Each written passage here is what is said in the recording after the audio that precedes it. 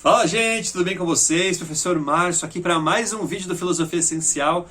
E no vídeo de hoje a gente vai conversar sobre o helenismo. Exatamente, o helenismo, esse período da filosofia ali de transição entre a filosofia clássica e a filosofia medieval, que vai sim influenciar muitos pensadores, muitos líderes, muitos reis, imperadores, mas também todo o período medieval com o cristianismo.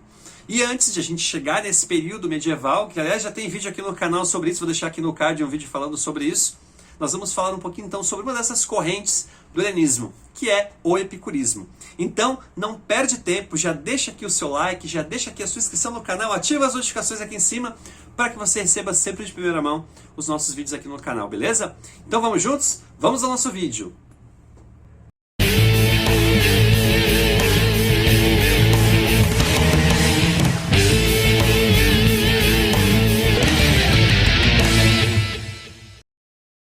Então é isso, gente. A gente vai começar agora falando sobre o helenismo, que é um pouco uma introdução para a gente poder chegar lá ao epicurismo. Aí vai ficar muito mais claro para vocês, tá? Mas pensando na palavra helenismo, né, os povos helênicos, o que a gente está falando, professor? O helenismo nada mais foi, pessoal, do que uma corrente, né, uma corrente de pensadores, de pensamento, que surgiu ali por volta do século IV a.C., na Grécia Antiga. E por que helênicos, né? Por que helenos? Na verdade, essa palavra significa, vem de um contexto, né? E essa palavra helenos vem de Hélade, que quer dizer próprio da terra. Ou seja, eram os nativos, aquelas pessoas que viviam ali naquela região da Grécia, com as várias comunidades, as várias cidades-estados, as várias ilhas gregas. Então os helenos eram os gregos, simples assim. Só que aí no século IV, antes de Cristo, Filipe II da Macedônia, né? Se você olhar no mapa, descendo um pouquinho ali, você vai chegar na Grécia. Da Macedônia para a Grécia é um pulo. O que Filipe II vai fazer? Ele vai então estender ali a sua dominação sobre os gregos. É muito louco, né? Porque aqui no canal tem vídeos sobre Aristóteles, que era macedônio. E inclusive, um pouco antes desse momento da dominação, o Aristóteles, ele não pode assumir a cátedra, a cadeira de Platão na Grécia, exatamente porque eles estavam em batalhas, eles estavam ali em conflito, os macedônicos e os gregos. E aí então, com a dominação macedônia, o que vai acontecer com a Grécia? Obviamente você deve imaginar, né, a mudança no contexto cultural, outros povos, outras práticas, outros ritos, outras realidades que não eram próprias da Grécia começam a chegar. Aliás, gente, depois de Filipe II, agora sim, né, a gente tem a figura de Alexandre o Grande, um grande imperador, Alexandre Magno, né? Um grande imperador que dominou toda a Ásia praticamente. Aliás, a gente costuma dizer que ele era bastante vaidoso. Por quê? Porque em todo lugar onde ele passava, ele colocava o nome dele. Alexandria daqui, Alexandrópolis ali, várias cidades com o nome de Alexandre. E, obviamente, para não perder a sua memória, né? Que está aí até hoje. Mas então, a Grécia é bombardeada por essa enxurrada de ideias e de práticas de outras culturas, o que de fato enriqueceu bastante, não só a Grécia, mas todo o Ocidente, né? Até hoje nós temos ali uma tradição ocidental que é influenciada pela cultura helênica e as suas outras influências aí. Agora, o que vai acontecer?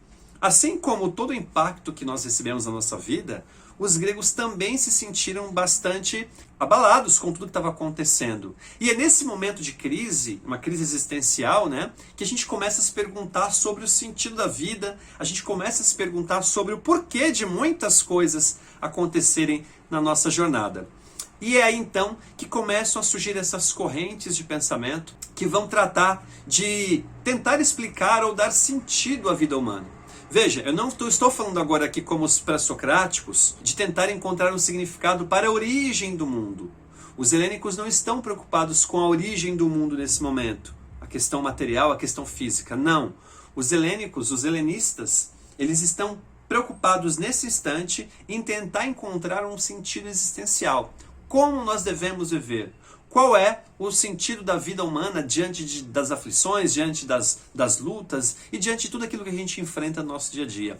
Daí dizer que esse tema não é só importante porque ele é abordado em filosofias, em provas dos vestibulares. Não, ele é importante para ajudar a gente a refletir sobre a nossa própria existência, sobre o nosso dia a dia. É uma filosofia, então, que vai procurar dar sentido à vida dos seres humanos. Beleza?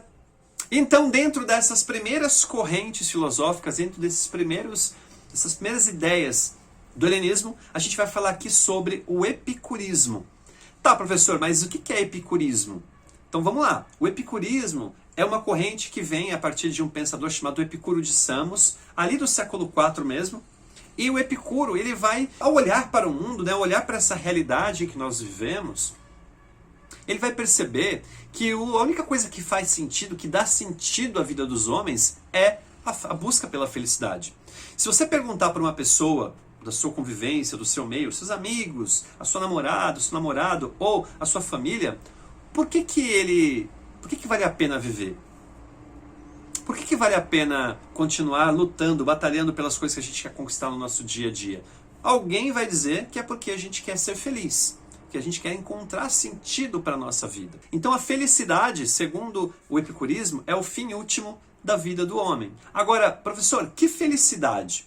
O quanto mais eu puder afastar as dores, afastar o sofrimento e, obviamente, conquistar a felicidade, que no contexto dele era a ataraxia, né? A ausência plena da dor, mais feliz é o homem, mais realizado é esse homem. Agora, tem um porém importante aqui.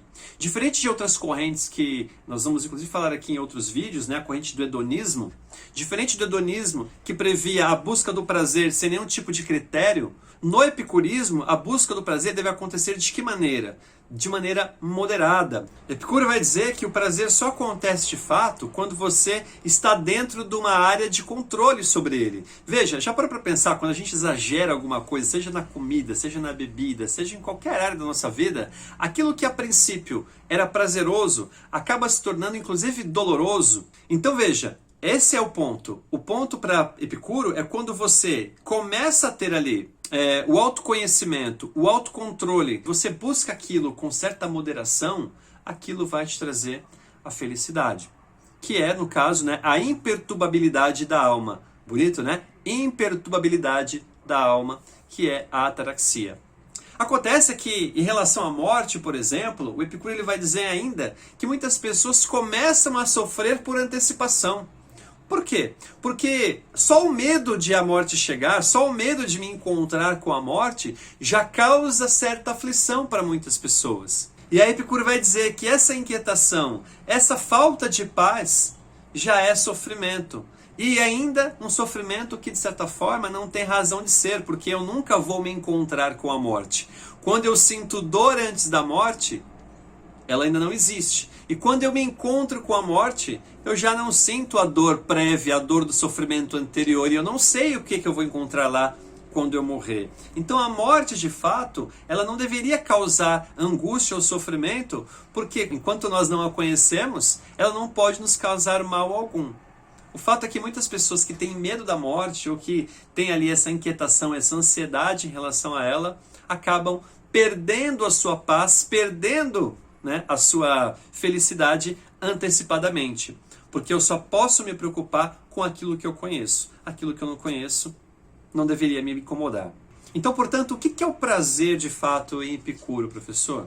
O prazer para ele é quando você consegue afastar de você, afastar de cada um de nós, né, toda e qualquer inquietude a ponto de não se perturbar com situações que não estão no nosso controle. Quanto mais a gente se incomoda com aquilo que não está dentro do nosso controle, mais inquieto e mais perturbado nós ficamos. Qual a saída para isso? Não tentar controlar aquilo que nós não temos controle, que é exatamente todo o que está fora de nós. A única coisa que o homem pode controlar e deve buscar é o autodomínio. Aliás, isso vai dar vertente para alguma coisa que a gente vai ver daqui a pouco também, que é o estoicismo, uma outra corrente filosófica que nós vamos conhecer mais para frente aí. Os estoicos têm muito essa ideia de que é preciso manter o equilíbrio, manter o controle e atender às expectativas da natureza, né? A própria natureza nos oferece o caminho para isso, numa alimentação saudável, num mundo onde a gente consiga buscar aquilo que é essencial, sem exageros, e isso vai nos conduzindo a uma vida feliz, a uma vida prazerosa. É essa a noção de ataraxia, né? Uma noção de uma vida plena para o epicurismo, para Epicuro de Samos. Espero que você tenha gostado dessa primeira introdução aí sobre o helenismo, né, sobre os epicuristas, porque vem coisas legais por aí, tanto com o estoicismo, com o ceticismo, enfim, outras correntes que nós vamos falar, inclusive o cinismo, tá bom? Mas isso vai ficar para outros vídeos. E é isso. Não esquece de deixar aqui a sua curtida, deixa o seu like, se inscreve no canal, ativa o sininho e a gente se vê no nosso próximo vídeo. Um grande abraço. Até lá, pessoal. Tchau, tchau.